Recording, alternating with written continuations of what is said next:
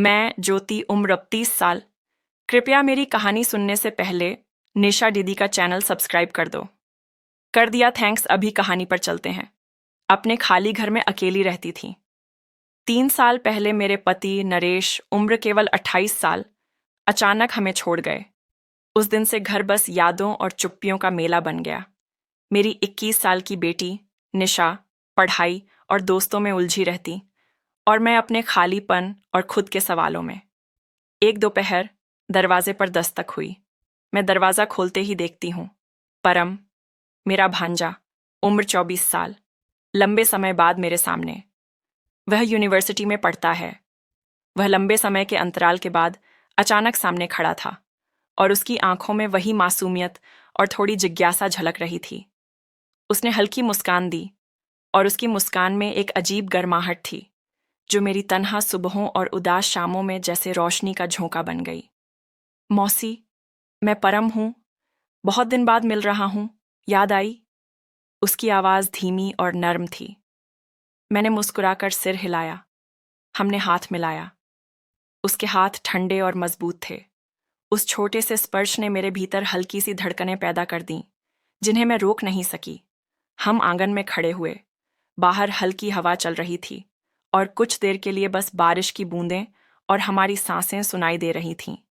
परम ने अपने हाथ में मेरी हथेली धीरे से थामा। इतनी हल्की पकड़, पर मेरे दिल की हर धड़कन उसे महसूस कर सकती थी।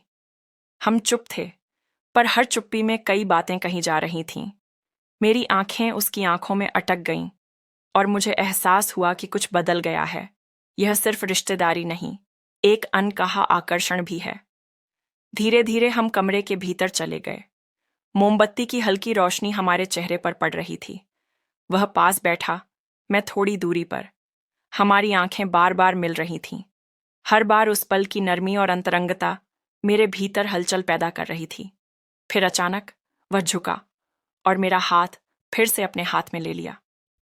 बस उतना ही, पर उस क्षण की गर्मी और धड़कनें इतनी तेज थीं कि मैं खुद को रोक नहीं पाई। हमारी आंखें मिलीं, और मैंने महसूस किया कि शब्द अब महत्व खो चुके थे। उसने धीरे से कहा, मौसी, मैं यहाँ सिर्फ मिलने नहीं आया। मैं बस आपके पास होना चाहता हूँ। उस आवाज में सच्चाई और अपनापन था। मैं कुछ कह न सकी। तभी, जैसे कोई हल्की लहर हमारे बीच बह गई हो, उसने धीरे से मेरे गाल के पास अपना चेहरा झुका लिया। एक क्षण के लिए समय जैसे ठहर गया। भले ही मैं डर और संशय महसूस कर रही थी, पर उस छोटे से करीब आने में मेरी तन्हाई और खालीपन कुछ पल के लिए गायब हो गए। उस दिन मुझे पता चला कि अब घर की दीवारें और भी गवाह बनेंगी, एक ऐसी कहानी की जो धीरे धीरे खुलेगी। पहला स्पर्श, बस इतना ही, पर यह एहसास मुझे हर आने वाले पल का इंतजार करने पर मजबूर कर गया। उस रात घर में सिर्फ मैं और परम थे। निशा कॉलेज में थी, और पूरा घर एक अजीब सा सन्नाटे में डूबा हुआ था। बाहर हल्की हवा और बारिश की बूंदें खिड़की से टकरा रही थीं, और कमरे में मोमबत्ती की रोशनी झिलमिला रही थी। हम सोफे पर बैठे थे। वह कुछ कह रहा था, पर मेरी नजरें बार बार उसके चेहरे और हाथों पर टिक जाती थीं। उसका हास्य, उसकी मासूम मुस्कान, उसकी आंखों की हल्की चंचलता, सब कुछ मेरे भीतर हलचल पैदा कर रहा था। वो अचानक मेरी ओर झुका, और हमारी आंखें लंबा समय एक दूसरे में टिकी रहीं। हवा, सन्नाटा और उस नजदीकी पल ने सब कुछ बोला, जिसे शब्दों में बयां करना मुश्किल था। फिर उसने हल्की हिम्मत दिखाते हुए मेरा हाथ अपने हाथ में लिया। बस इतना ही, पर मैं महसूस कर सकती थी कि यह स्पर्श दोनों के भीतर उठती भावनाओं को रोक नहीं सकता। उसने धीरे धीरे अपना चेहरा मेरे पास झुका लिया। हमारी आंखें मिलीं, और एक पल के लिए समय रुक गया। फिर वह धीरे से मेरे होंठों के पास आया। यह पहला चुंबन सिर्फ संकेत था, एक धीमी नर्म छुअन जो डर और आकर्षण दोनों को एक साथ जगाता था। मैंने अपनी सांस थाम ली। मन में डर और उत्सुकता दोनों उठ रहे थे। वह पल बस कुछ सेकंडों का था, पर मेरे भीतर तूफान सा मच गया। हम दोनों चुप थे, पर आंखों की भाषा और हल्की सांसों ने सब कुछ कह दिया। उसके बाद उसने धीरे से कहा, मौसी।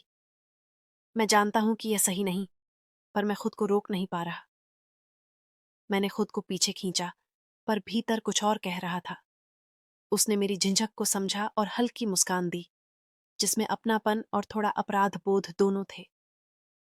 हमने फिर कुछ देर तक बस एक दूसरे की ओर देखते हुए बैठना जारी रखा।